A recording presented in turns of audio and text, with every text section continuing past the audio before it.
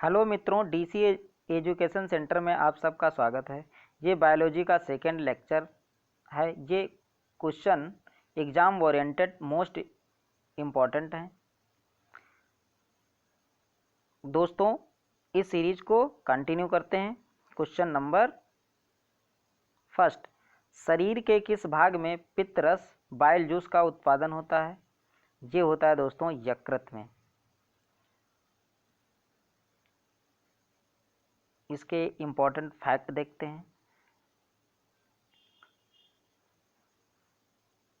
पित्त का लगातार स्त्रावण करना यकृत का प्रमुख कार्य है। पित्त हरे भूरे रंग का क्षारीय तरल होता है। इसमें पित्त लवण, पित्त रंगा, कोलेस्ट्रॉल, लेसिथीन आदि पदार्थ होते हैं। इनमें प्रमुख रंगा पदार्थ बिलीवर्डिन और बिलीरुबिन होते हैं, जो रुधिर की होमोग्लोबिन के विखंडन से बनते हैं। नेक्स्ट, निम्नलिखित में कौन सा विकल्प कृत्रिम पैर है? ये है दोस्तों जयपुर फुट। इंपॉर्टेंट फैक्ट देखते हैं। जयपुर फुट, जिसे जयपुर पांव भी कहा जाता है, रबर से बना कृत्रिम पैर है। ये ऐसे व्यक्तियों के लिए उपयुक्त होता है जिसका पैर कहीं घुटने के नीचे क्षतिग्रस्त या कटा फटा होता है। इसकी रचना डॉक्टर पीके सेठी ने की थी। नेक्स्ट, मानव मस्तिष्क का वजन कितना होता है? आंसर नंबर ए, शरीर के कुल वजन का 2%। इंपॉर्टेंट फैक्ट देखते हैं। मानव मस्तिष्क का भार लगभग 1.3 किलोग्राम होता है, जो शरीर के कुल भार का लगभग 2% होता है। मस्तिष्क का ऊतक अत्यधिक कोमल होता है। ये कैरोटी अर्थात खोपड़ी में हड्डियों की बनी कपाल गुहा में सुरक्षित बंद होता है। और जो कपाल गुहा जो होता है उसे हम क्या कहते हैं? क्रेनियम कहते हैं। क्रेनियम, जिस कपाल में बंद होता है उसे क्रेनियम कहते हैं। नेक्स्ट,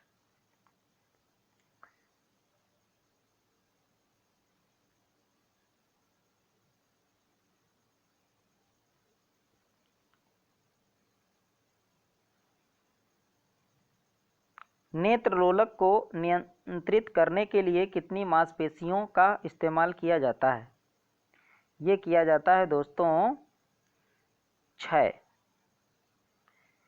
इंपॉर्टेंट फैक्ट देखते हैं। नेत्रलोलक को नियंत्रित करने के लिए कुल 6 मांसपेशियों का इस्तेमाल किया जाता है। इनमें 4 रिजु रेक्टस पेशियां तथा 2 तिरछी पेशियां होती हैं। प्रत्येक नेत्र कोठरी पेशी नेत्रलोलक को एक निर्दिष्ट दिशा में घुमाती हैं। किसी व्यक्ति में किसी नेत्र कोटरीज पेशी के छोटा या बड़ी हो जाने के कारण कोटर में गोलक का एक ओर झुका सा दिखाई देता है। इसे भेंगापन कहते हैं। नेक्स्ट,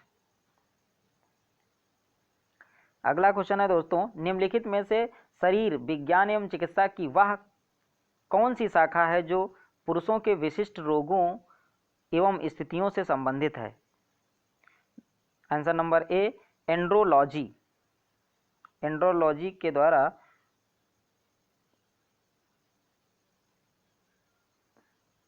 इंपॉर्टेंट फैक्ट है, एंड्रोलॉजी शरीर विज्ञान एवं चिकित्सा की वह शाखा है जो पुरुषों की विशिष्ट रोगों, मुख्यतः मूत्र जनन संबंधी एवं स्थितियों से संबंधित है। नेक्स्ट,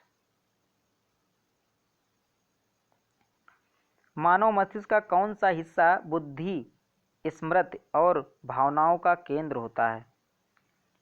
ये होता है दोस्तों सेरिब्रम। सेरिब्रम या उसे अग्रमस्तिष्क भी कहते हैं।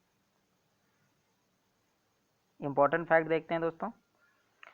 प्रमस्तिष्क या सेरिब्रम की समस्त बुद्धि या स्मृति, इच्छा शक्ति, वाणी तथा भावना को केंद्र होता है।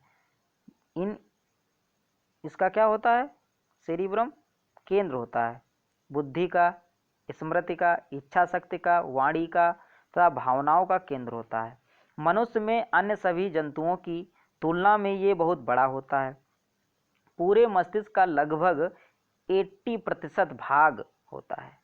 हाइपोथैलेमस समस्थैतिका स्थैतिकता में महत्वपूर्ण भूमिका निभाता है। मध्य मस्तिष्क दृष्टि या श्रवण उद्दीपन के फलस्वरूप सिर, ग्रीवा, धड़ और गतियों का नियंत्रण करता है।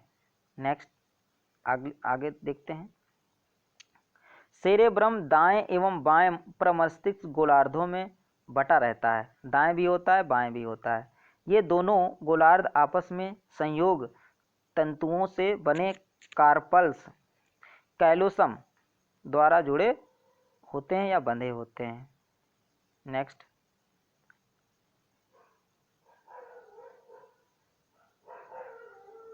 मानव हाइपोथैलेमस ग्रंथि होती है उदर के ठीक नीचे, श्वास नली से जुड़ी, गर्दन के निचले हिस्से में, मस्तिष्क में उपस्थित होती है। आंसर है दोस्तों डी नंबर, मस्तिष्क में उपस्थित होती है।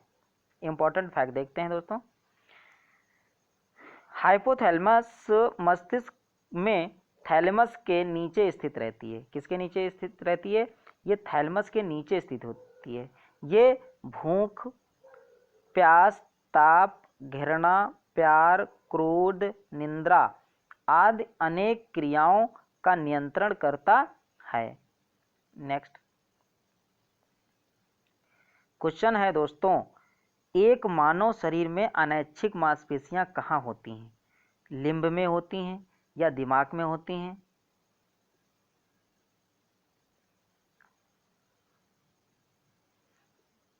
ये या दिल में होती हैं या जुबान में होती हैं? ये ऐच्छिक पेशियां दिल में होती हैं। इंपॉर्टेंट फैक्ट देखते हैं। दिल अर्थात हृदय की पेशी तंतु शाखान्वित होते हैं, परस्पर जुड़कर जाल सा बनाए रहते हैं। ये रेखित तंतु अनैच्छिक होते हैं। इनका जीवन भर बिना रुके और बिना थके संकुचन और शिथिलन होता रहता है, जिससे हृदय निरंतर धड़कता रहता है। हृदय ही एक ऐसा ऑर्गन है जो जीवन भर रुकता नहीं है, बराबर क्रिया करता रहता है। नेक्स्ट, मनुष्य के नवजात शिशु को स्तन ग्रंथि में निकालकर पिलाया जाता है, जिसे कोलेस्ट्रम कहते हैं। कोलेस्ट्रम प्रदान करता है, ये प्रदान करता है दोस्तों रोग प्रतिरोधक शक्ति। रोग प्रतिरोधक शक्ति, इंपॉर्टेंट फैक्ट देखते हैं। कोलेस्ट्रॉल नवजात शिशु की संक्रमण से रक्षा करती है तथा उसमें रोग प्रतिरोधक क्षमता उत्पन्न करती है। कोलेस्ट्रम पीले रंग का स्राव होता है, जिसमें ग्लोबुलिन प्रोटीन काफी मात्रा में पाई जाती है। अगला क्वेश्चन है, मानव शरीर में कंठ को क्या कहा जाता है? कंठ को कहा जाता है दोस्तों वॉइस बॉक्स। Voice box. कंठ वायु मार्ग का एक भाग होने के अतिरिक्त ध्वनि उत्पादन का कार्य भी करता है, इसलिए इसे स्वर यंत्र या वॉइस बॉक्स भी कहा जाता है। हमारी गर्दन में ये सामने की ओर काफी उभरा रहता है। इस स्पष्ट उभार में को प्रायः लोग टेटुआ भी कहा करते हैं। ऑन्कोलॉजी किस बीमारी के उपचार से संबंधित है? ऑन्कोलॉजी के द्वारा कैंसर का उपचार किया जाता है। इम्पोर्टेंट तथ्य देखते हैं। ऑन्कोलॉजी या अर्बुद विज्ञान कैंसर की रोकथाम, निदान और उपचार से संबंधित चिकित्सा विज्ञान की एक शाखा है। चिकित्सा के इस क्षेत्र में कार्य करने वाले चिकित्सक को अर्बुद विशेषज्ञ या ऑन्कोलॉजिस्ट कहते हैं। यदि कोई व्यक्ति कैंसर से पीड़ित है तो उसे अर्बुद विशेषज्ञ को दिखाना आवश्यक है। नेक्स्ट, यदि कोई कैंसर से पीड़ित है तो उसे किसे दिखाना चाहिए? उसे दिखाना चाहिए अर्बुद विशेषज्ञ को, ऑन्कोलॉजिस्ट को। नेक्स्ट, मानव में अमोनिया जो जहरीला है को यूरिया में बदल देता है। ये बदल देता है लीवर। इम्पॉर्टेंट फैक्ट देखते हैं। विनियमीकरण प्रक्रिया में बनी अमोनिया को और शरीर कोशिकाओं में प्रोटीन उपापचय के फलस्वरूप बनी अमोनिया को रुधिर से लेकर यकृत कोशिकाएं रुधिर से ग्रहण की गई CO2 से मिलकर यूरिएज नामक एंजाइम की सहायता से यूरिया का संश्लेषण करती हैं। यूरिया का निर्माण यूरिया चक्र द्वारा किया जाता होता है। नेक्स्ट, भोजन से प्राप्त ऊर्जा को कैसे मापा जा सकता है? इसको मापते हैं कैलोरीज में। ठीक, इम्पॉर्टेंट फैक्ट देखते हैं दोस्तों। भोजन से प्राप्त ऊर्जा को कैलोरीज में मापा जाता है, जबकि ताप को केल्विन में मापते हैं। विद्युत धारा को एम्पियर में मापा जाता है। नेक्स्ट दोस्तों, सिरोसिस रोग शरीर के किस अंग से प्रभावित करता है? किस अंग को सिरोसिस जो है प्रभावित करता है? ये करता है दोस्तों जिगर को। जिगर मतलब लीवर। इम्पॉर्टेंट फैक्ट देखते हैं। सिरोसिस जिगर अर्थात यकृत की एक गंभीर बीमारी है। इस रोग में यकृत कोशिकाएं बड़े पैमाने पर नष्ट हो जाती हैं और उनके स्थान पर फाइबर तंतुओं का निर्माण होता है। नेक्स्ट, कौन से रोग के उपचार में डायलिसिस किया जाता है? ये किया जाता है गुर्दे की खराबी में। जब किडनी में खराबी आ जाएगी तो हम क्या करते हैं? डायलिसिस करते हैं। नेक्स्ट,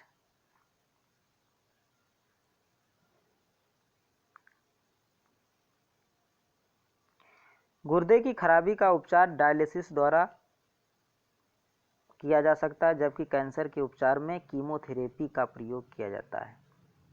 नेक्स्ट, 1913 में स्टेप सेल की मदद से पहला मानव लीवर कहाँ विकसित किया गया था? ये विकसित किया गया था जापान में। इम्पॉर्टेंट फैक्ट देखते हैं दोस्तों। वर्ष 2013 में जापान के वैज्ञानिक ने स्टेम सेल की मदद से पहला पूर्णतः कार्यात्मक मानव यकृत विकसित किया। नेक्स्ट, निम्न में कौन सा दंत चिकित्सकों द्वारा एनेस्थेटिक के लिए स्थानापन्न के रूप में इस्तेमाल किया जाता है? ये किया जाता है नाइट्रस ऑक्साइड। इम्पॉर्टेंट फैक्ट देखते हैं। नाइट्रस ऑक्साइड रंगीन मीठी गंध की गैस है। इसे सूंघने से हंसी आने लगती है, इसलिए इसे लाफिंग गैस भी कहा जाता है। नाइट्रस ऑक्साइड को लाफिंग गैस भी कहते हैं। इसे दंत चिकित्सा और छोटे ऑपरेशनों में निश्चेतक के रूप में किया जाता है, मतलब बेहोशी के रूप में किया जाता है। नेक्स्ट,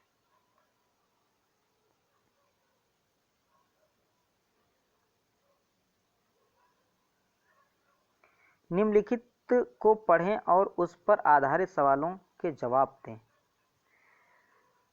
प्रोटीन ऊर्जा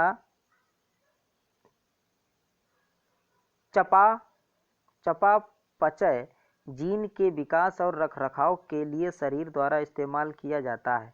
दैनिक कैलोरी की मात्रा का 10 से 35% प्रोटीन होना चाहिए। वे शरीर के सभी कोशिकाओं में पाए जाते हैं।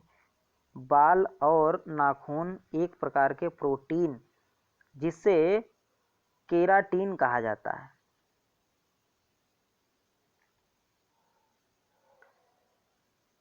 उनमें सल्फर बॉन्ड होते हैं।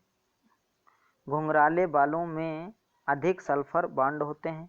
प्रोटीन का बहुत ज़्यादा सेवन कभी कभी शरीर का वजन बढ़ा देता है।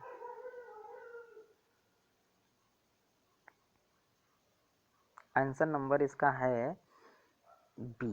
पर्याप्त मात्रा में शरीर के लिए आवश्यक है। प्रोटीन पर्याप्त मात्रा में शरीर के लिए आवश्यक है।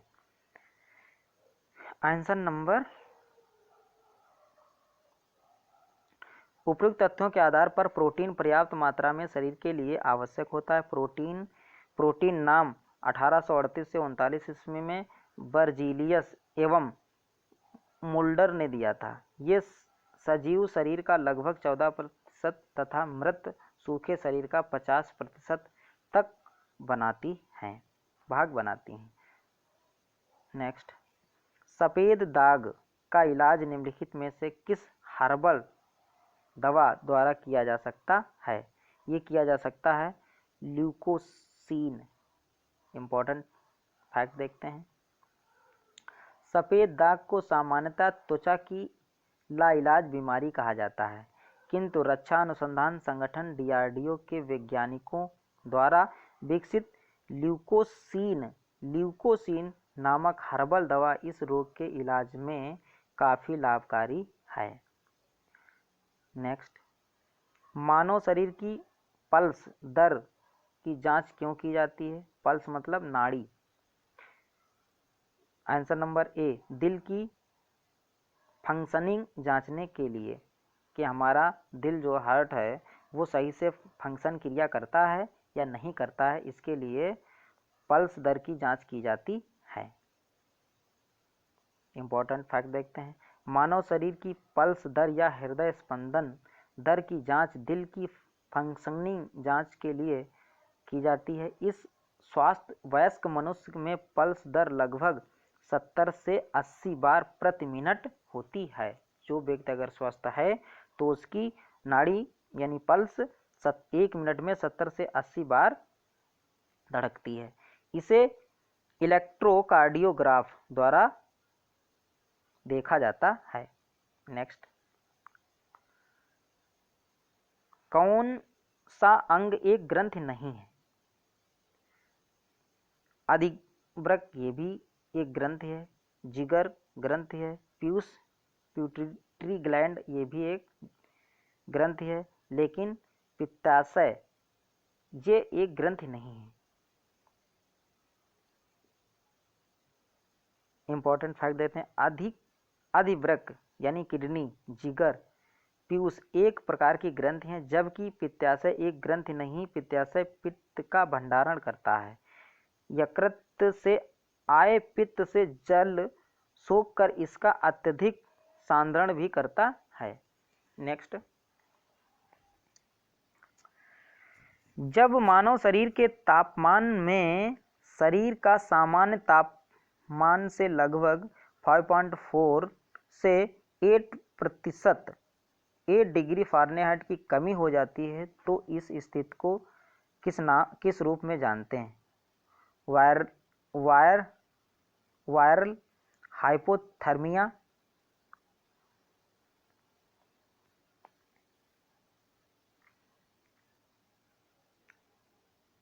या फिर पायरेटिक, या फिर हाइपर पायरेक्सिया। ये कहा जाता है दोस्तों हाइपोथर्मिया। हाइपोथर्मिया शरीर की वह स्थिति होती है जिसमें तापमान सामान्य से लगभग 5.4 से 8 डिग्री फ़ारेनहाइट कम हो जाता है। इसे मुख्यतः बच्चे व वृद्ध प्रभावित होते हैं। इससे कौन प्रभावित होता है? बच्चे प्रभावित होते हैं और बुजुर्ग प्रभावित होते हैं। नेक्स्ट, वयस्कों में सामान्य रूप से दिल के धड़कने की दर क्या होती है? ये होती है दोस्तों 60 से 100 धड़कन पर मिनट। इम्पोर्टेंट फैक्ट देखते हैं। एक वयस्क व्यक्ति मानव में दिल की धड़कन 70 से 80 बार प्रति मिनट धड़कती है। यदि ये दर 60 से कम हो जाए और जब ये 100 या इससे अधिक हो जाए तो इसे हृदय प्रतिवेग कहते हैं। विकल्प ए सही है।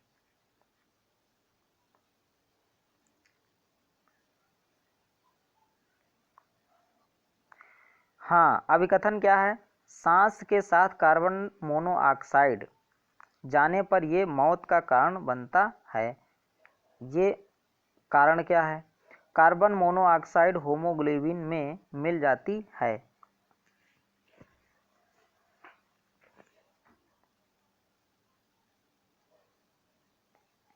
आंसर नंबर सी, ए और आर दोनों सही हैं। आर ए की उचित व्याख्या भी करता है। इम्पोर्टेंट फैक्ट देखते हैं। कार्बन मोनोऑक्साइड गैस की हीमोग्लोबिन के प्रति बंधुता ऑक्सीजन की तुलना में बहुत अधिक होती है। ये गैस हीमोग्लोबिन से जुड़कर एक अत्यधिक स्थायी यौगिक कार्बोक्सी हीमोग्लोबिन बनाता है, जो कि ऑक्सीजन को मुक्त नहीं करता, जिससे शरीर में ऑक्सीजन का अभाव रहता है। अधिक देर तक ये स्थित रहने पर व्यक्ति की मृत्यु भी हो जाती है। नेक्स्ट, एक वयस्क मानव का पूरा पाचन तंत्र यानी मुंह से गुदा तक कितने मीटर लंबा होता है? ये होता है दोस्तों 9 मीटर। इम्पोर्टेंट फैक्ट देखते हैं। एक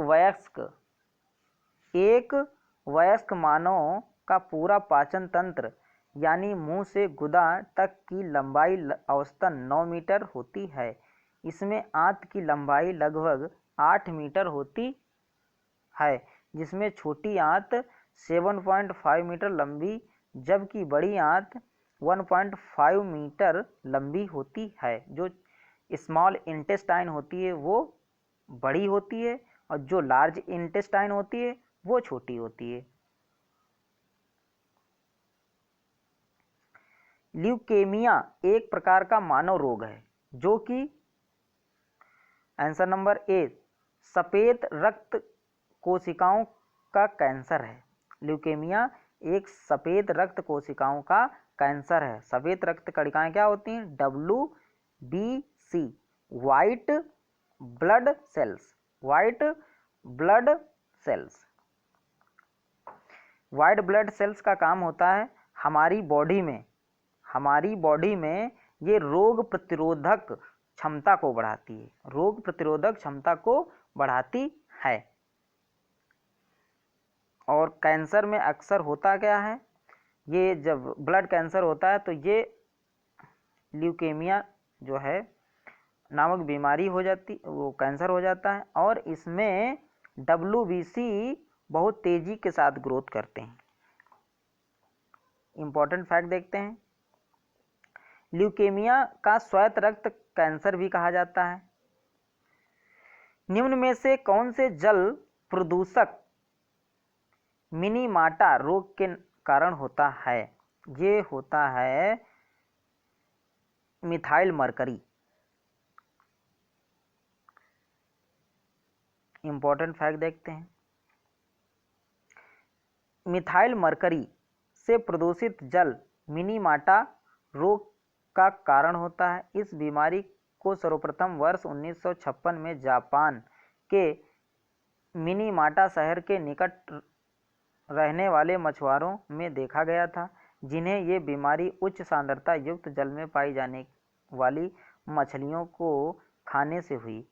इस बीमारी के लक्षण थे मांसपेशियों का कमजोर होना यानी अंधापन यानी पक्षाघात तथा अंत में मृत्यु।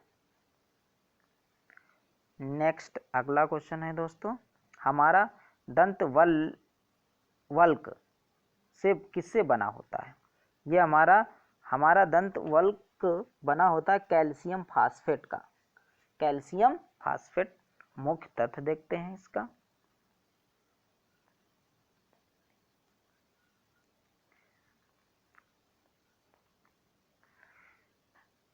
मानव शरीर में दंत वल्क इनेमल जिसको कहते हैं सबसे कठोर पदार्थ होता है। इसमें पाया जाने वाला प्राथमिक खनिज हाइड्रॉक्सी एपेटाइट है, जो एक क्रिस्टली कैल्शियम फास्फेट है।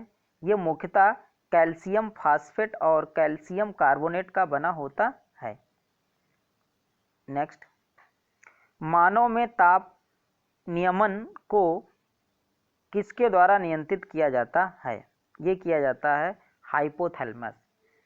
ताप नियंत्रण किसके द्वारा किया जाता है दोस्तों? हाइपोथैलेमस के द्वारा किया जाता है। इंपॉर्टेंट फैक्ट देखते हैं, हाइपोथैलेमस में भूख, प्यास, परितृप्ति तथा ताप नियंत्रण के केंद्रक होते हैं। ये शरीर की अनेक कोशिकाओं का नियंत्रण करता है तथा समस्थैतिकता में इसका बहुत महत्व होता है। नेक्स्ट, मानव शरीर में प्रोस्टेट एक है। यह है दोस्तों ग्रंथि। प्रोस्टेट क्या है? ग्रंथि है। एक प्रकार की प्रोस्टेट एक प्रकार की ग्रंथि है। इंपॉर्टेंट फैक्ट देखते हैं, मानव शरीर में प्रोस्टेट एक ग्रंथि है, ग्लैंड, जो मनुष्य में मूत्राशय के निकट स्थित होती है। सामान्यतः अधिक आयु होने व अन्य कारणों से इसका आकार बढ़ने लगता है, जिसके फलस्वरूप मूत्र नली व मूत्राशय पर दबाव बढ़ता है और पेशाब की स्थिति बनने लगती है। अगला क्वेश्चन, मांसल नलिकाएं होती हैं जो मूत्र को गुर्दे से मूत्राशय की तरफ आगे ढकेलती हैं। आंसर नंबर बी, मूत्रवाहिनी। इंपॉर्टेंट फैक्ट, मूत्रवाहिनी मांसल नलिकाएं होती हैं जो मूत्र को गुर्दे से मूत्राशय की तरफ आगे ढकेलती हैं। ये लगभग 25 से 30 सेंटीमीटर लंबी तथा लगभग 1.5 सेंटीमीटर मोटी नलिकाएं होती हैं। अगला क्वेश्चन है, निम्न में से कौन सा हिस्सा मानव त्वचा का सबसे बाहरी हिस्सा होता है? ये होता है एपिडर्मिस। एपिडर्मिस त्वचा का बाहरी हिस्सा होता है। एपिडर्मिस अर्थात बाह्य त्वचा मानव का सबसे बाहरी भाग है। नेक्स्ट,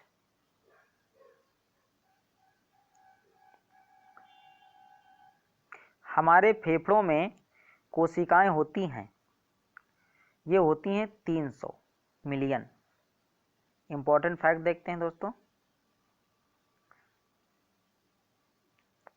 मानव में प्रत्येक फेफड़े में लगभग 15 करोड़ यानी 150 मिलियन वायु कोष्ठक कोशिकाएं होती हैं। हमारे शरीर में 2 फेफड़े होते हैं, इनमें कुल कोशिकाओं की संख्या 300 मिलियन होती है। नेक्स्ट, शरीर में कैल्शियम ऑक्जेलेट की बहुत ज़्यादा मात्रा किसका कारण बनती है? ये पथरी का कारण बनती है। पथरी कैल्शियम ऑक्जेलेट की बनी होती है। नेक्स्ट, शरीर में कैल्शियम ऑक्जेलेट की बहुत ज़्यादा मात्रा होने से पथरी का निर्माण होता है। निम्नलिखित में से कौन सा एक कैल्शियम का समृद्ध स्रोत नहीं है? ये नहीं है गाजर। गाजर में विटामिन ए पाया जाता है। विटामिन ए पाया जाता है, गाजर में विटामिन ए पाया जाता है। उपयुक्त विकल्पों में गाजर कैल्शियम का समृद्ध स्रोत नहीं है, ये विटामिन ए का समृद्ध स्रोत है। नेक्स्ट, निम्नलिखित में से किसकी उच्च स्तर में उपस्थिति से मधुमेह डायबिटीज होता है? ये होता है दोस्तों ग्लूकोज से। इंपॉर्टेंट फैक्ट देखते हैं। रुधिर में ग्लूकोज की मात्रा बढ़ने से मधुमेह यानी डायबिटीज नामक रोग हो जाता है। इसके उपचार हेतु इंसुलिन का प्रयोग किया जाता है। विटामिन ए किससे संबंधित है? ये संबंधित है रेटिनॉल से। नेक्स्ट,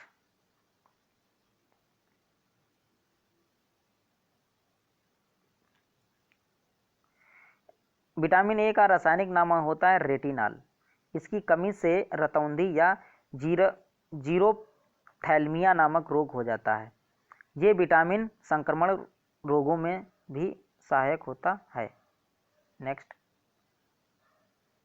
निम्नलिखित में से विटामिन ए का अच्छा स्रोत क्या है? आंसर नंबर बी, गाजर। गाजर से हमको विटामिन ए सबसे अच्छा स्रोत है। दिए गए विकल्पों में गाजर ए का सर्वोच्च स्रोत है। गाजर 100 ग्राम गाजर में विटामिन ए की मात्रा लगभग 16,706 IU प्राप्त होती है। नेक्स्ट, निम्नलिखित में से कौन सा विटामिन ए का उच्चतम स्रोत है? यह है गाजर। नेक्स्ट, निम्नलिखित में से कौन सा विटामिन रक्त के थक्के बनने में महत्वपूर्ण भूमिका निभाता है? ये रक्त का थक्का जमने में मदद करता है।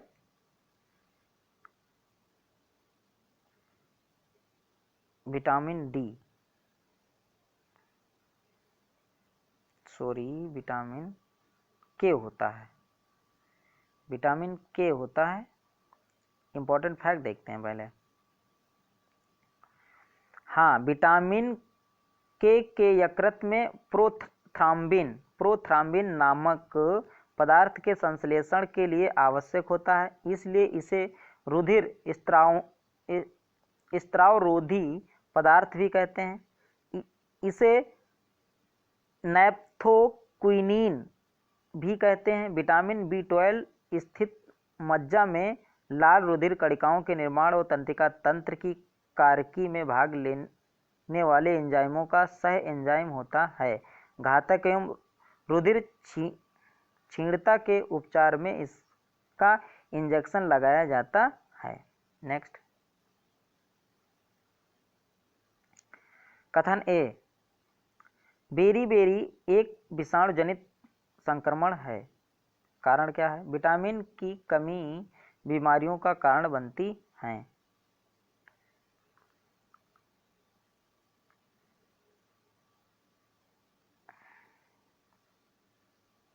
आंसर नंबर ए सही है। ए गलत है लेकिन आर सही है, क्योंकि ए जो है बेरी एक विषाणु जनित संक्रमण है नहीं। सामान्यतः उपापचय के लिए विटामिनों की उचित मात्रा शरीर के लिए आवश्यक होती है। इनकी कमी से उपापचय त्रुटिपूर्ण होकर शरीर को रोगीला बना देता है। इसकी कमी से उत्पन्न रोगी को अपूर्णता रोग कहते हैं। बेरी नामक रोग विटामिन B1 थायमीन की कमी के द्वारा होता है। नेक्स्ट, किस विटामिन की कमी से स्कर्वी रोग होता है? ये होता है दोस्तों विटामिन सी की कमी से। इंपॉर्टेंट फैक्ट देखते हैं। विटामिन सी का रासायनिक नाम स्कर्बिक एसिड है। इसकी कमी से स्कर्वी रोग होता है। ये विटामिन मुख्यतः नींबू वंश के फलों में पाया जाता है। ये कोलेजन तंतुओं, हड्डियों के मैट्रिक्स, दांतों के डेंटिन के निर्माण में सहायक होता है। विटामिन की सबसे ज़्यादा आवश्यकता होती है। Answer number C, cod liver तेल, मछली का तेल। नेक्स्ट,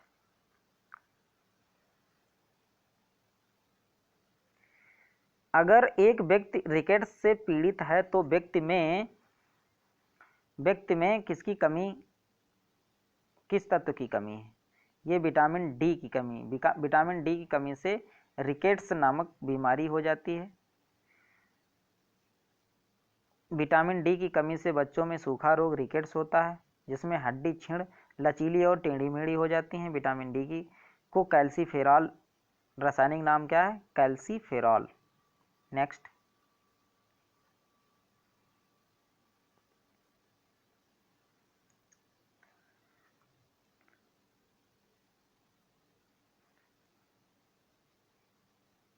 कथन क्या है? कॉड लीवर तेल विटामिन डी का एक अच्छा स्रोत है। कारण क्या है? कॉड लीवर तेल कांड मछली के लीवर से निकाला जाता है। इसका आंसर है बी। ए और दोनों सही हैं, ए आर दोनों सही, लेकिन आर जो है ए की सही व्याख्या नहीं करता है। इसका इम्पोर्टेंट फैक्ट देखते हैं दोस्तों। कॉड लीवर तेल विटामिन डी का एक अच्छा स्रोत है। इसे कॉड मछली के यकृत से निकाला जाता है। ये प्रतिरक्षा तंत्र को मजबूत करने का भी कार्य करता है। नेक्स्ट, अब आगे पढ़ेंगे रक्त परिसंचरण तंत्र तथा हार्मोन्स के बारे में अध्ययन करेंगे। नेक्स्ट, क्वेश्चन नंबर पहला, प्लाज्मा जो एक रक्त का एक घटक है क्या कहलाता है? द्रव। प्लाज्मा क्या है? एक प्रकार का द्रव है। प्लाज्मा रुधिर का लगभग 55% भाग से बनता है। ये रुधिर का हल्के पीले रंग का पारदर्शक तरल होता है। इसमें लगभग 91% जल होता है। 9% भाग में कई अकार्बनिक तथा कार्बनिक पदार्थ जुड़े होते हैं। ठीक है। ब्लड में 55%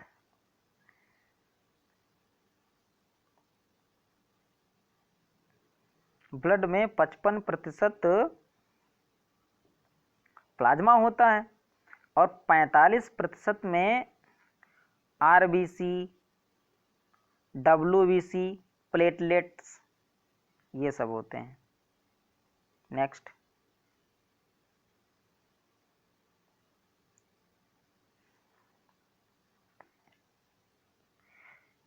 एबीओ ब्लड ग्रुप प्रणाली का आविष्कार किसने किया था? ये किया था कार्ल लैंडस्टीनर ने। नेक्स्ट, इंपॉर्टेंट फैक्ट देखते हैं। एबीओ रक्त समूह प्रणाली का आविष्कार कार्ल लैंडस्टीनर नामक वैज्ञानिक ने किया था। इस कार्य हेतु उन्हें 1930 ईस्वी में नोबेल पुरस्कार से नवाजा गया था।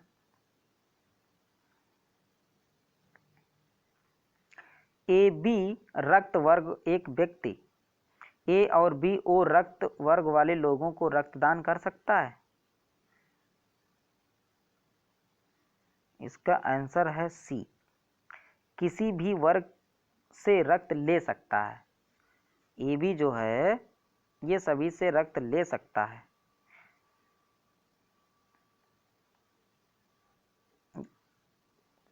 ए बी रक्त वर्ग व्यक्ति को सार्वभौमिक प्राप्तकर्ता कहते हैं, क्योंकि ये किसी भी वर्ग से रक्त ले सकता है। ए बी रक्त वर्ग व्यक्ति वाले लाल रुधिराणुओं में एंटीजन ए और बी दोनों उपस्थित होते हैं, जबकि सीरम में दोनों एंटीबॉडी एंटी ए और एंटी बी अनुपस्थित होते हैं। नेक्स्ट, मानव रक्त प्लेटलेट्स जोड़ते हैं जो रक्त के थक्के बनाने में मदद करता है। ये प्रोथ्राम्बिन होता है। इंपॉर्टेंट फैक्ट देखते हैं। मानव शरीर में प्रोथ्राम्बिन का स्त्रावण होता है जो रक्त स्त्रावण का रोकने में सहायता करता है। क्षतिग्रस्त रुधिर कोशिकाओं से निकली रुधिर प्लेटलेट्स विघटित होकर एक फास्फोलिपिड मुक्त करती है, जिसे प्लेटलेट्स फैक्टर 3 या प्लेटलेट्स थ्रोम्बोप्लास्टिन कहते हैं। विभिन्न रासायनिक प्रक्रियाओं के उपरांत फाइब्रिन नामक अघुलनशील प्रोटीन अणुओं के संश्लेषण को प्रेरित करता है। फाइब्रिन के लंबे लंबे ठोस व महीन सूत्र घने जाल के रूप में होते हैं। रूप में चोट पर जम जाते हैं। अनेक रुधिराणु इस जाल में फंस जाते हैं। इस प्रकार चोट पर 2 से 8 मिनट में रुधिर का लाल थोड़ा सा थक्का सा जम जाता है। अतः घायल रुधिर वाहिनियों से रक्तस्राव रुक जाता है। इसे रुधिर स्कंदन या हीमोस्टैसिस कहते हैं। नेक्स्ट,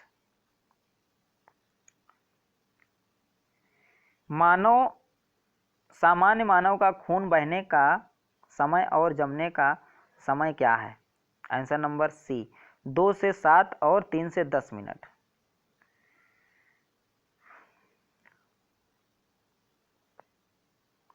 नेक्स्ट, एक वैक्स एडल्ट मानव के शरीर में कितने लीटर खून होता है? ये होता है दोस्तों 5 से 5.5 लीटर। मानव शरीर में रुधिर की मात्रा शरीर के भार के लगभग 7% से 8% तक होती है। अतः एक 70 किलोग्राम के मानव शरीर में औसतन 5 से 6 लीटर रुधिर होता है। ये शरीर का 1/13वां भाग घेरे रहता है। स्त्रियों में रुधिर की मात्रा 4 से 5 लीटर यानी 20 से 25% कम होती है। मानव से 20% कम होती है। नेक्स्ट, रक्तअल्पता स्थिति किसकी वजह से होती है? ये होती है आरबीसी की कमी से। इंपॉर्टेंट फैक्ट देखते हैं दोस्तों।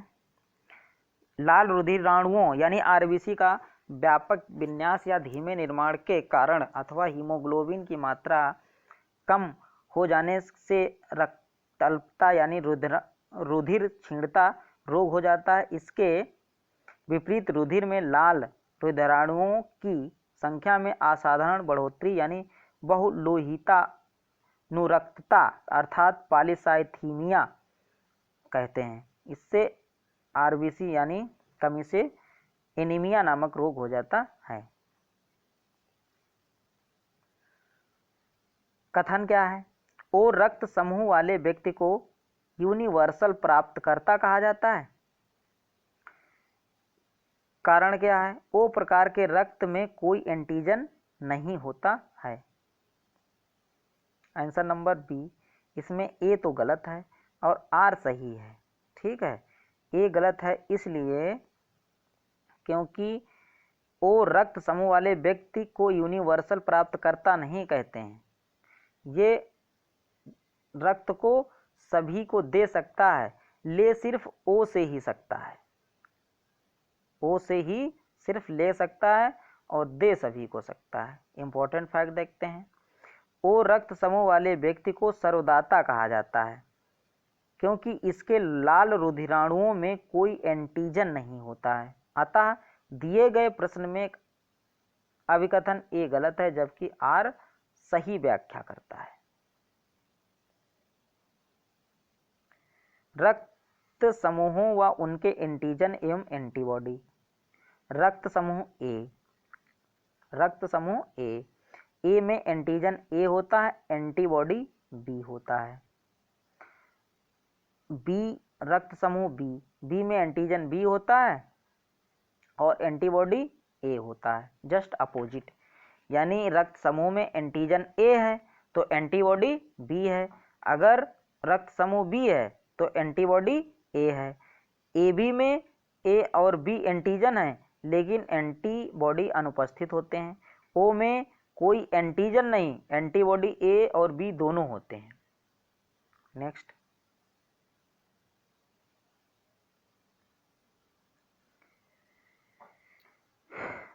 कथन है एक प्रक्रिया द्वारा अस्थिमज्जा में रक्त कोशिकाओं का निर्माण हीमोपायोसिस कहलाता है। कारण क्या है? किसी जहरीले पदार्थ का विषहरण या निराकरण कहा जाता है।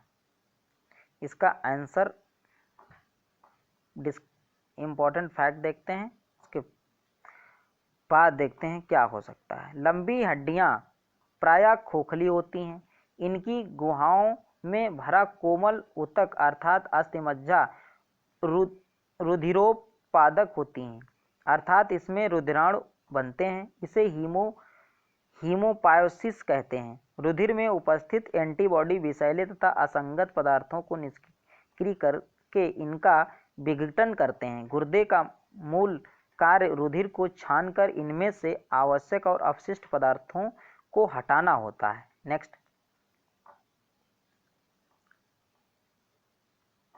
हीमोग्लोबिन में निम्नलिखित में से कौन सी धातु मौजूद होती है? ये होती है आयरन, लोहा। इंपॉर्टेंट फैक्ट देखते हैं दोस्तों। हीमोग्लोबिन रुधिर की लाल रक्त कणिकाओं में पाया जाने वाला प्रोटीन जिसमें लोहा पाया जाता है। हीमोग्लोबिन ऑक्सीजन O2 को अवशोषित कर गहरे लाल रंग का ऑक्सी हीमोग्लोबिन नामक अस्थायी यौगिक बनाता है। इसकी सहायता से रक्त में O2 का तीव्र संचरण संभव हो पाता है। नेक्स्ट, अगला क्वेश्चन है, मनुष्य के शरीर की वह ग्रंथि जो एंजाइम और हार्मोन दोनों स्रावित करती है, ये करती है अग्न्याशय पाचक ग्रंथि। इंपॉर्टेंट फैक्ट देखते हैं दोस्तों।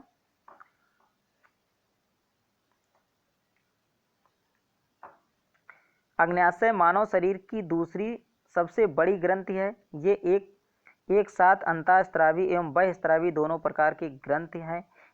इसमें 3 प्रकार का मुख्य भोजन पदार्थ था, कार्बोहाइड्रेट, वसा और प्रोटीन को पचाने के लिए एंजाइम स्रावित होते हैं। लैंगरहैंस की दीपिका अग्न्याशय का एक भाग है जिससे इंसुलिन और ग्लूकैनान तथा सोमैटोस्टेटिन हार्मोन का स्त्राव होता है। नेक्स्ट,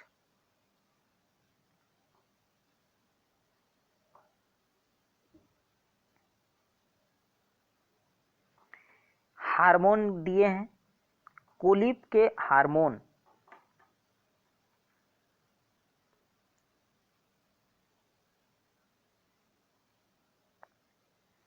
आंसर नंबर इसका है सी, पीसी। पी को सी से मिलाओ। कोलिप के हार्मोन पैराथायराइड ग्लैंड कहलाते हैं। हार्मोन जो है पैराथायराइड ग्लैंड। और क्यू को ए से मिलाओ। एल्डोस्टेरोन अधिवृक्क ग्लैंड। और आर को डी से मिलाओ। ये प्रोलैक्टिन पीनियल ग्लैंड। और यस को बी से मिलाओ। यस को बी से मिलाओ और आर को डी से मिलाओ। सॉरी, आर को डी से मिलाओ, यस को बी से मिलाओ। ये प्रोलैक्टिन प्यूस ग्लैंड से स्रावित होता है और माल्टाटोनिन ये पीनियल ग्लैंड से स्रावित होते हैं। Next question,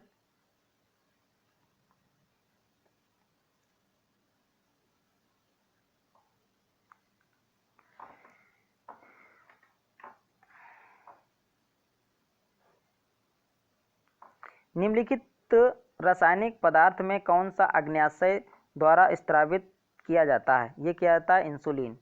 next, important fact देखते हैं। इंसुलिन की खोज बेंटिक एवं बेस्ट ने की थी। ये ग्लूकोज से ग्लाइकोजन निर्माण की क्रिया पर नियंत्रण करता है। इसकी कमी से मधुमेह नामक रोग हो जाता है। ये अग्न्याशय के लैंगरहंस की दीपिकाओं की बीटा कोशिका से स्रावित होता है। इसके अल्प स्त्रावण से ग्लूकोज की रुधिर में मात्रा बढ़ जाती है जिससे बाद में मधुमेह रोग हो जाता है। नेक्स्ट, अब आगे अध्ययन करेंगे जीवों के उत्पादन से रिलेटेड क्वेश्चन। प्रकंद का एक उदाहरण है अदरक।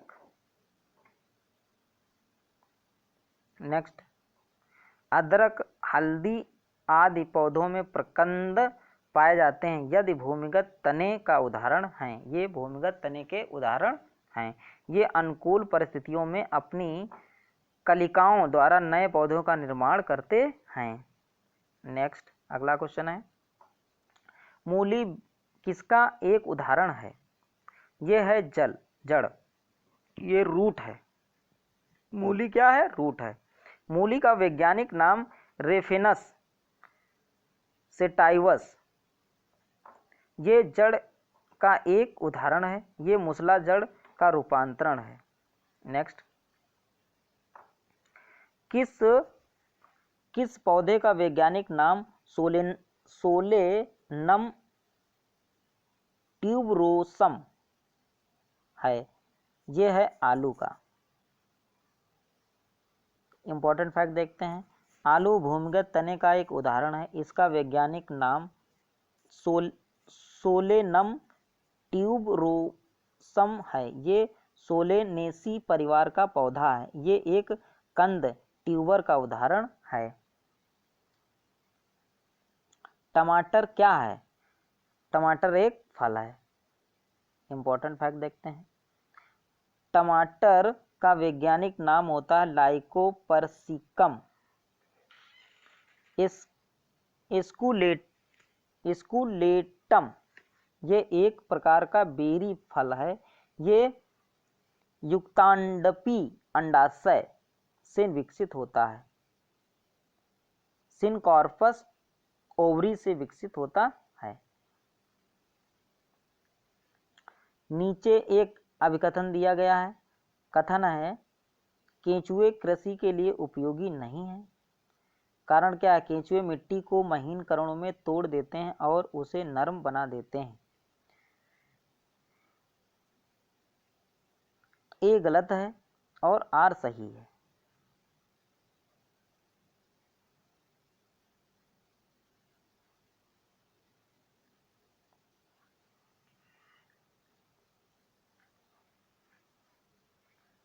केंचुए कृषि के लिए उपयोगी होते हैं। ये किसान की सहायता करते हैं, प्रकृति अफवाहों का काम करते हैं। ये मिट्टी को महीन कणों में तोड़ देते हैं और उसे नरम बना देते हैं। अर्थात अभिकथन ए गलत है, आर सही है। निम्न में से क्या जानवरों में मौजूद नहीं है बल्कि पौधों में होता है? सेल्यूलोज पौधों में होता है, जानवरों में अनुपस्थित होता है। उपरोक्त विकल्पों में सेल्यूलोज जानवरों में अनुपस्थित होता है और जबकि पौधों में पाया जाता है। सेल्यूलोज पौधों की कोशिका भित्ति में पाया जाता है। सेल्यूलोज के अलावा प्रोटीन, स्टार्च, फैट ये सब पौधों के अलावा मानव में भी पाए जाते हैं।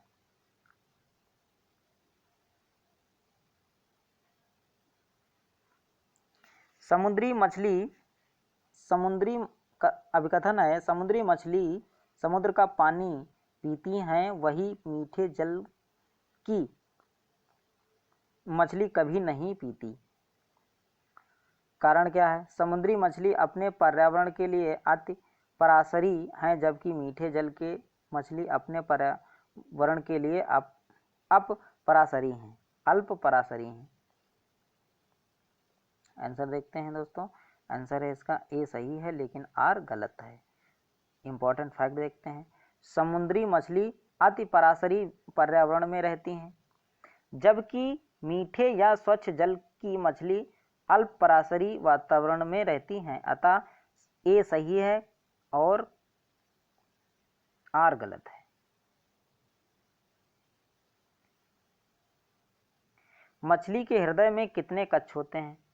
मछली के हृदय में 2 चैम्बर या कक्ष होते हैं। इंपॉर्टेंट फैक्ट देखते हैं दोस्तों, मछलियों के हृदय में प्रायः 2 कक्ष यानी चैम्बर्स होते हैं। इनके द्विकक्षी हृदय में केवल अशुद्ध रक्त होता है। कैसा रक्त होता है दोस्तों? अशुद्ध रक्त होता है, जो शुद्धिकरण के लिए गिल्स में जाकर वहां से सीधे विभिन्न अंगों में चला जाता है। मछलियां गिल यानी गलफड़ों के द्वारा सांस लेती हैं। एक मेढक उभयचर प्राणी है, एम्फीबियन। ये थल पर भी रह लेता है और जल पर रहता है। जब थल पर रहता है तब ये फेफड़ों से सांस लेता है, और जब ये जल में होता है तब ये त्वचा के माध्यम से सांस लेता है। नेक्स्ट, जीवित चीजों पर मृदा के प्रभाव का अध्ययन मृदा विज्ञान की किस शाखा के अंतर्गत किया जाता है? ये किया जाता है एडाफोलॉजी के अंतर्गत। इंपॉर्टेंट फैक्ट देते हैं, मृदा विज्ञान की दो प्रमुख शाखाएं होती हैं, पेडोलॉजी एक शाखा होती, पेडोलॉजी दूसरी शाखा होती एडाफोलॉजी।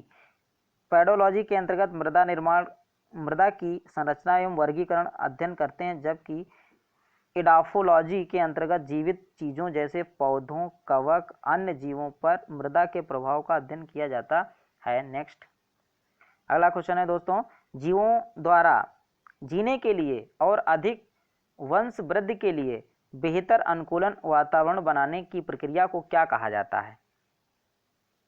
इसे कहते हैं दोस्तों प्राकृतिक चयन। प्राकृतिक चयन, इंपॉर्टेंट फैक्ट, जीवों द्वारा जीने के लिए और अधिक वंश वृद्धि के लिए बेहतर अनुकूलित वातावरण बनाने की प्रक्रिया को प्राकृतिक चयन कहते हैं। ये जैव विकास में महत्वपूर्ण भूमिका निभाते हैं। अब पढ़ते हैं वर्गीकरण। वर्गीकरण क्वेश्चन नंबर 1, निम्नलिखित में से कौन सा मकड़ियों का अध्ययन है? यह है एरेन्कोलॉजी। एरेन्कोलॉजी, इंपॉर्टेंट फैक्ट देखते हैं दोस्तों, एरेन्कोलॉजी प्राणी विज्ञान की एक विशेष शाखा है जिसके अंतर्गत मकड़ियों का अध्ययन किया जाता है। मकड़ियां संघ आर्थ्रोपोडा के एरेक्निडा वर्ग का प्राणी है। नेक्स्ट, मकड़ियों में कितने जोड़ी आंखें होती हैं? आंसर नंबर सी, 4 जोड़ी। नेक्स्ट, अधिकांश मकड़ियों में 4 जोड़ी अर्थात 8 आंखें होती हैं। मकड़ियां संघ आर्थ्रोपोडा के प्राणी हैं। मकड़ियां उदर के पश्च भाग में स्थित ग्रंथियों के स्त्रावण से जाल बनाती हैं। नेक्स्ट, निम्नलिखित में से कौन सा जीव मोलस्क परिवार से संबंधित है? ये संबंधित है घोंघा। इंपॉर्टेंट फैक्ट देखते हैं दोस्तों, घोंघा संघ मोलस्का के गैस्ट्रोपोडा वर्ग का प्राणी है। इसके शरीर के चारों ओर देहभित्ति के वलयन से बना मैंटल होता है, जो प्रायः एक कैल्शियम युक्त कवच का स्त्रावण होता है। नेक्स्ट, मगरमच्छ के बच्चे को क्या कहा जाता है? ये कहा जाता है हैचलिंग। जंतुओं के नाम दिए हैं और इधर बच्चों के नाम। कार्ड मछली कोडलिंग कहते हैं। हंस पक्षी, हंस के बच्चे को गोसलिंग, मछली के फिंगरलिंग, मगर के हैचलिंग। नेक्स्ट, निम्नलिखित में से रीढ़ की हड्डी वाला वर्टिब्रेट जीव कौन सा है? ये जीव है कीवी। नेक्स्ट, इंपॉर्टेंट फैक्ट देते हैं, उपयुक्त विकल्पों में से सिर्फ कीवी रीढ़ की हड्डी वाला वर्टिब्रेट जीव है। ये पक्षी वर्ग अर्थात एवीज के अंतर्गत आता है। ये प्रायः न्यूजीलैंड में पाया जाता है तथा उड़ने में असमर्थ होता है, जबकि स्पंज पोरीफेरा वर्ग का प्राणी है।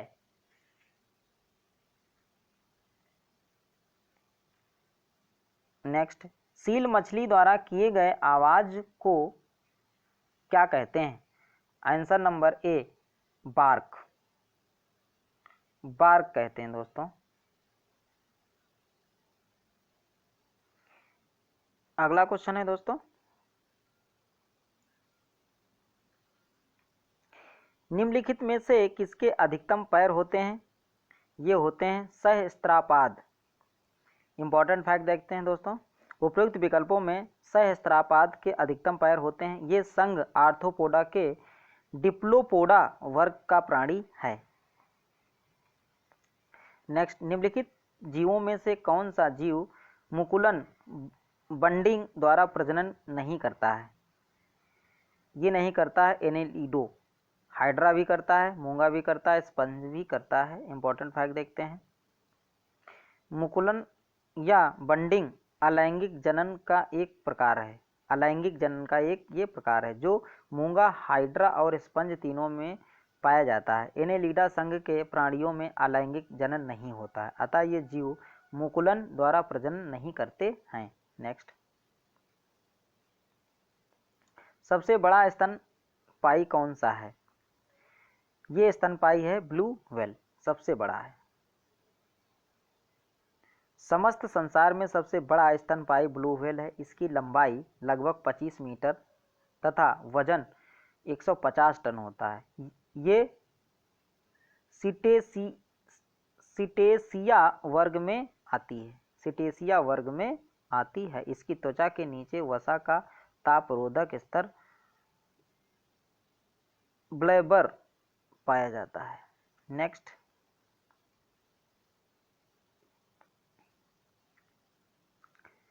किस युग के दौरान डायनासोर फले फूले?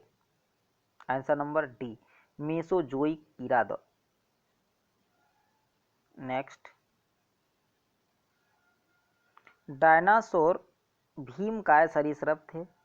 मेसोजोइक ईरा के दौरान ये फले फूले जिससे इसको सरीसृपों का युग भी कहा जाता है। जुरासिक कल्प में विशालकाय डायनासोर का विकास शिखर पर था। मानव जनित जलवायु परिवर्तन के कारण विलुप्त होने वाले पहली स्तनपायी प्रजाति निम्नलिखित में से कौन है?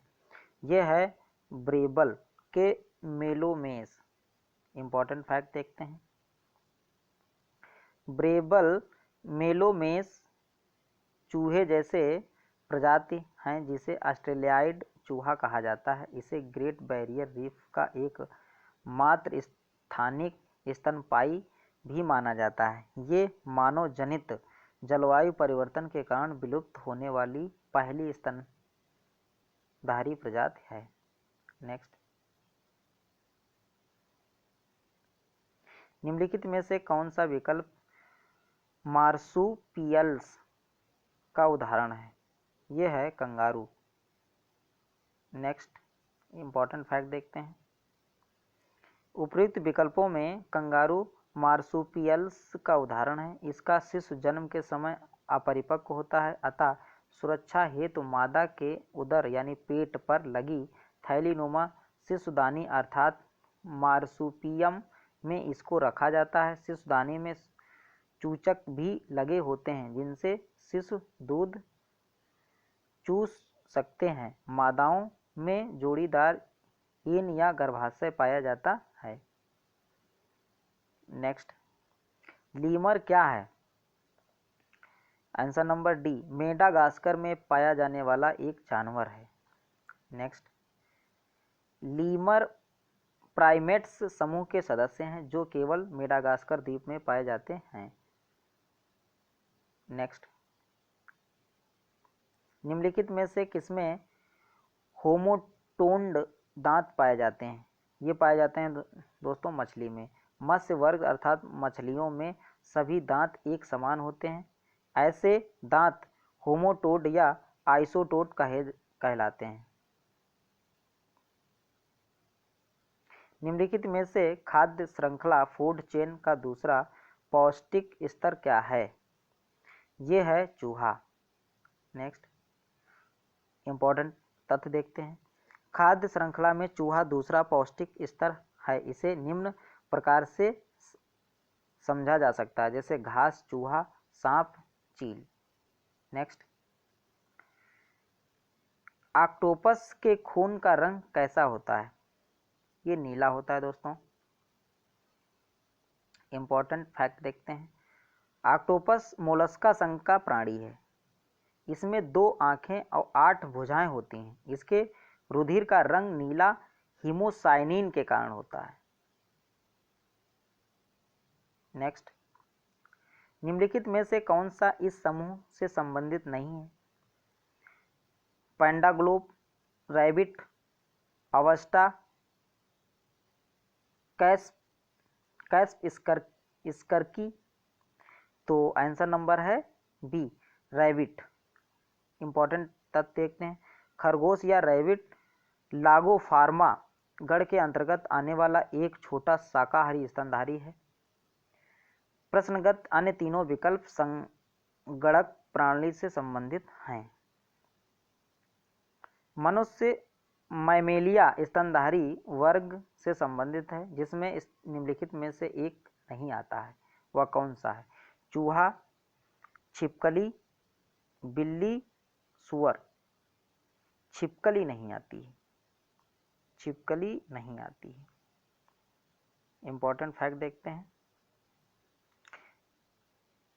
चूहा, मनुष्य, बिल्ली, सुअर आदि ये मैमेलिया यानी स्तनधारी हैं के वर्ग के प्राणी हैं, जबकि छिपकली रेप्टिलिया यानी सरीसृप वर्ग का प्राणी है।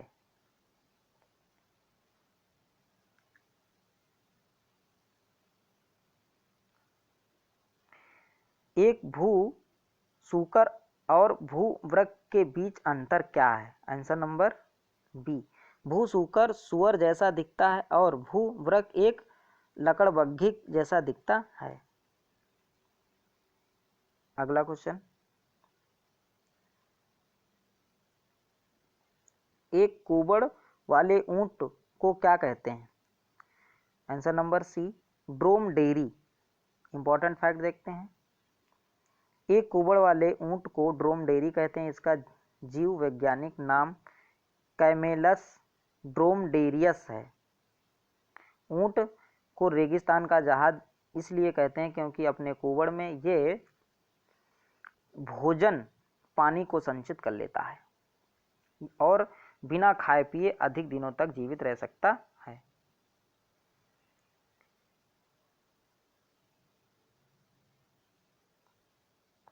हाथी, भालू और गैंडे इसके उदाहरण हैं।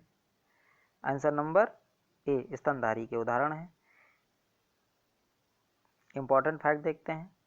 हाथी, भालू, गैंडा, ऊंट, बंदर, मानव आदि स्तनधारी यानी मैमल्स के उदाहरण हैं। स्तन ग्रंथियों यानी मैमरी ग्लैंड्स की उपस्थिति यानी स्तनधारियों के अद्वितीय लक्षण होते हैं। नेक्स्ट, निम्नलिखित में से किस जीव को सेसियल इंसेक्ट नहीं कहा जा सकता है? झींगुर को। इंपॉर्टेंट फैक्ट देखते हैं। मधुमक्खी, टर्माइट तथा चींटी सामाजिक कीट है। इसके सामाजिक संगठनों में विभिन्न सदस्यों के कार्यों के वर्गीकरण पूरे समुदाय के हित के लिए किया जाता है। उपयुक्त विकल्पों में झींगुर सामाजिक कीट नहीं है। ये आज के वीडियो का लास्ट क्वेश्चन है। अगर वीडियो अच्छा लगा हो तो दोस्तों लाइक करो, सब्सक्राइब करो और अपने दोस्तों में शेयर करो। अब मिलते हैं नेक्स्ट वीडियो। जय हिंद।